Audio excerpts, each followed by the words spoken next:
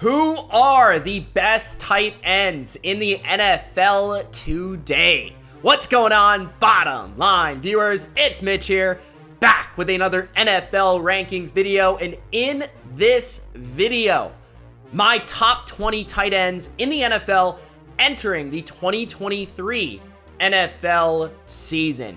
If that sounds good, don't forget to spike the like button. Comment below your favorite tight end in football right now, and subscribe for more NFL rankings just like this.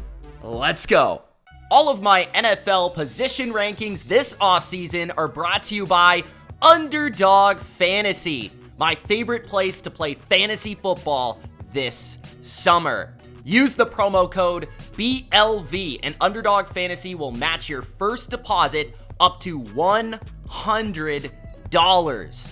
Underdog Fantasy's Best Ball Mania 4 is the largest fantasy football contest of all time.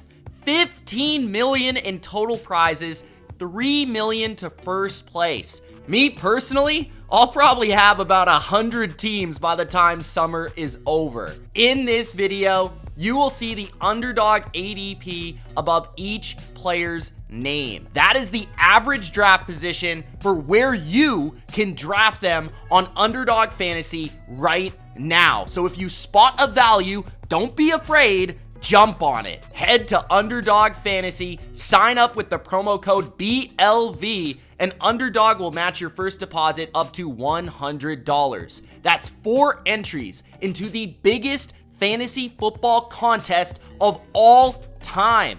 That's Underdog Fantasy, code BLV, and join me for some drafts this summer. Kicking off the top 20 tight ends in the NFL today, DULCICH of the Denver Broncos. This rookie was so impressive in a small time frame that I just had to put him on my list. His athleticism is really special, and already Sean Payton has recognized how gifted this guy is as a potential receiving top option on the Denver Bronco offense. The guy can really move effortlessly, fluidly, can break big plays on yak, just in the flat, give him the ball, he's gone. Can work the middle of the field and actually get vertical in a hurry, can make people miss, break tackles, avoid tackles. DULCICH has just fluidity in his movement that is very rare for a big tight end in this league. At number 19, JUWAN Johnson of the New Orleans Saints, one of my favorite underrated playmakers in football right now. JUWAN Johnson, I expect to break out and take off in 2023 in this Saints offense with Derek Carr. Johnson is just an effortless athlete and an effortless receiver. You can tell that this guy was a receiver that turned into a tight end. The way that he runs routes over the middle of the field. He has great hands, especially in contested situations in the red zone.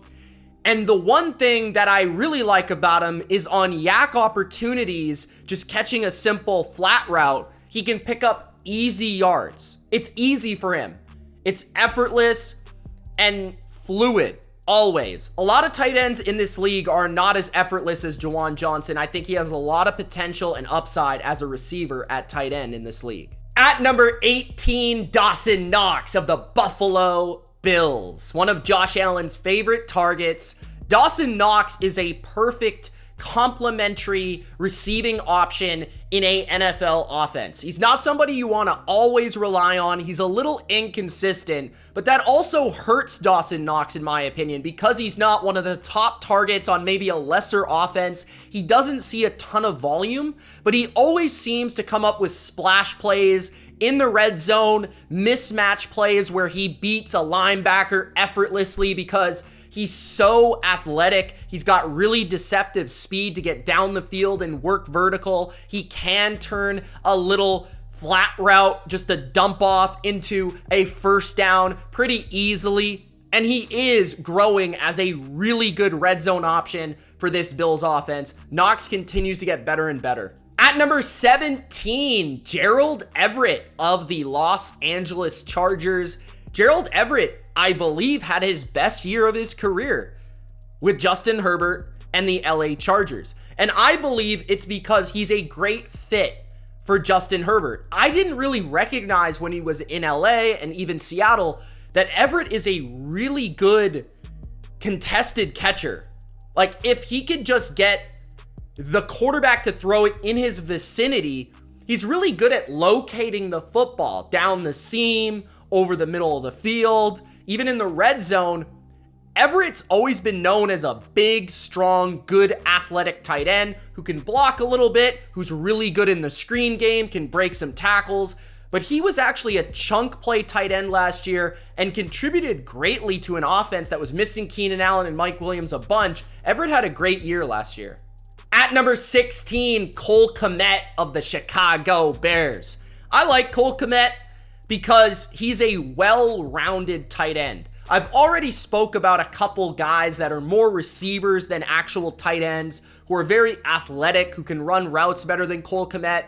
But Cole Kmet is very smart. He has a high football IQ. He always seems to find his way open versus zone coverage. He is pretty versatile. They give him handoffs. They put him in the screen game. They throw him a little screen here and there. He's a great run blocker on a really good running offense. He can be a red zone weapon, as we saw last year. I believe the most touchdowns of his career. He has over 110 catches over the past 2 seasons, 60 and 50.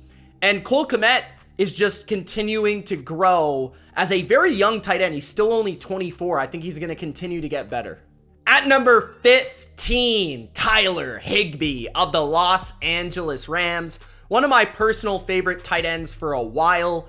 Tyler HIGBEE is not quite as shifty or athletic or fast as he used to be, but he's still a great playmaker, and he's really evolved into a savant of route running, especially underneath the defense. He's so crisp in understanding where to get open, where to be on a play. His timing is exquisite with Matthew Stafford. The guy just has a great understanding and rapport with Stafford, and his numbers were through the roof early in the year. If it weren't for Stafford getting injured, I think he would have had a career year last year. Great in the screen game, great in line, plays a ton of snaps for the Rams. Really an underappreciated player in the NFL for all that he does for their offense. At number 14, Mike Gesicki of the New England Patriots. I expect a massive bounce back from Mike Gesicki. The Patriots beat cannot stop raving about his athleticism, his quickness in his routes, and obviously how ridiculously fluid he is as a big tight end. That's the thing that's always stood out for me with Mike Gesicki. Really, when you look at the numbers, it's unfair to judge because last year he didn't play nearly as much as the previous years due to Mike McDaniel's offense. And that's the real issue with Gesicki. He's a big receiver, but he's such a good receiver for a huge man. He runs routes really well. He breaks them off at the top of routes really well. He's a massive target with massive wingspan, great in contested situations, phenomenal in the red zone. This guy is going to make an impact all over the field, out wide, and in the slot for the Patriots in 2023. At number 13, Chig Okonkwo of the Tennessee Titans. Now, I knew I was going to put Okonkwo on my list as a breakout player for 2023. But then I went back and watched him from 2022, his highlights, his biggest plays and moments. And I couldn't help but rank him even higher than I thought I would. The guy is a ridiculous athlete. He breaks tackles. He is extremely strong. They throw him screens. He makes catches with one hand in the end zone for first downs. He is like Jonnu Smith on roids. He is the next Delaney Walker-esque player. Very fast, great in open space. One of the best per route run this year. Actually, the best at the tight end position. One of the best after the catch. This guy has a huge ceiling in the NFL. At number 12, Hunter Henry of the New England Patriots. Hunter Henry had a rough year last year, and it's not really his fault. it's mostly Matt Patricia's fault. Hunter Henry spent a lot of time blocking last year, and really Hunter Henry is a fine blocker. He can do it. He's decent at it, but he's not great at it. He's a really good receiver, especially a guy that's a big target, who has a large wingspan, who's a great red zone option throughout his career, can move the chains on third down, and one of the best intermediate targets in football at his position. He's not a short underneath guy. He's a big intermediate threat, and that's what he will become with O'Brien this year. I expect him to have a huge bounce back year with Mike Gesicki also at tight end. Just because he was so poorly utilized. We saw what he could do in New England the first season. I expect him to be better. He's been good his whole career, really. At number 11, Dalton Schultz of the Houston Texans. Dalton Schultz, the last couple of years for the Dallas Cowboys, has been that safety blanket, that reliable target, the chain mover, the drive starter for Dak Prescott, the guy that he can rely on whenever it's zone coverage and my main option isn't there. I can always check it down or throw it underneath the Dalton Schultz. On top of that, he really doesn't have any flaws. He's a great possession tight end. He's got really soft hands. He's very smart, super high IQ to read zone coverage and find soft spots. He is really solid in the running game and a good blocker. You can trust him there as well, which is rare. So he's not the most athletic guy in the world, but his savviness, his smarts, and his versatility bring a ton of value to the NFL in 2023. Entering the top 10 tight ends in the NFL today, at number 10, Pat Freiermuth of the Pittsburgh Steelers. Freiermuth is an interesting combination of a tight end who can make ridiculous contested catches, one of the best in football at being covered but never actually being covered. The quarterback just throws it up and he reacts to the football as one of the best at contorting his body at the tight end position, really good at boxing out opposing defenders, and a really good feel and great hands. With a guy that can also break a ton of tackles and play in the screen game, block a little bit, have some diversity to his skill set, the Steelers have a very solid tight end. At number 9, David Njoku of the Cleveland Brownies. Njoku's been one of my favorite tight ends in football ever since he was drafted. There's just not a lot of human beings that look like David Njoku. He's shredded, he's big, he's muscular. He is an absolute beast on the football field and has turned into a more nuanced route runner. He's learned how to run routes properly, how to read zone coverage properly, how to be like a security blanket tight end, as well as being just an athletic specimen. He's super fast, super strong, breaks a ton of tackles, can break any play open for a tight end, which is rare, and a really good blocker. So he's a super balanced tight end who can block, play inline, play in the slot, get deep, play underneath, play in the screen game. He's just really underappreciated as a tight end in this league. The 8th best tight end in all of football is Evan Engram of the Jacksonville Jags. Evan Engram had a huge renaissance in 2022 with Jacksonville. I mean, the guy just looked like what we thought he may look like after his rookie year, the first couple of years of his career, where he was really showcasing his speed, his quickness, he's a tight end, but he's actually a receiver. And Doug Peterson found that way to utilize him, move him around, make him a mismatch, get him the best matchups, kind of like he did with Zach Ertz in Philadelphia. And Evan Engram took care of the rest. Obviously fast, quick, great route runner, one of the best in football, not much of a blocker, but man, every time Jacksonville needed a play over the middle of the field, it was Kirk or Engram, and I believe he'll continue to do it in 2023 with Trevor Lawrence.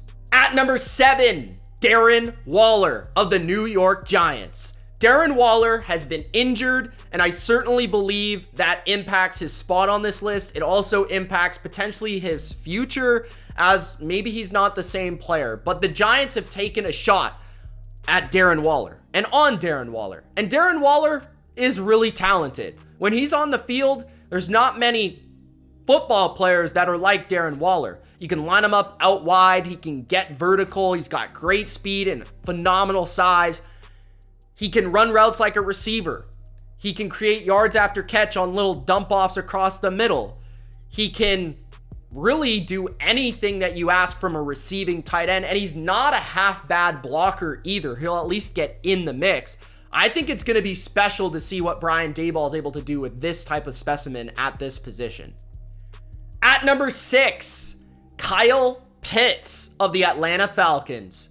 Man, what a disappointing season for Kyle Pitts in 2022. After a really good rookie year, I believe the first rookie tight end ever to go for 1,000 yards, he follows it up with that? It's so underwhelming. Now, part of it is the offense and the design and the play calling and not really trying to get him the ball as much as they were in his rookie year. But you're talking about a guy with talent and a skill set that's unmatched. It's Kyle Pitts. He can run routes like a slot receiver.